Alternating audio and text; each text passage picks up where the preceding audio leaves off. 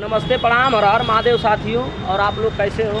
आप लोग के बीच एक मिशन गीत जा रही है, उसे आप लोग सुनना और चैनल को सब्सक्राइब, लाइक, कमेंट जरूर करना।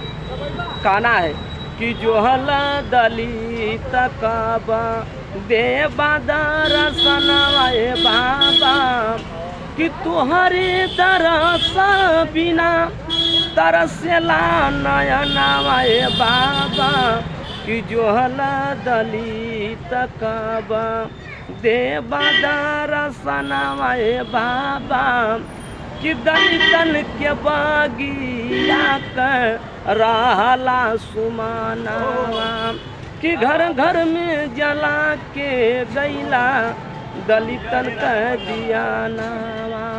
अरे जग के जग वाला तब अरे हो गैला बिहानावा बाबा कि जो हला दलित काबा देवादार सनवाए बाबा।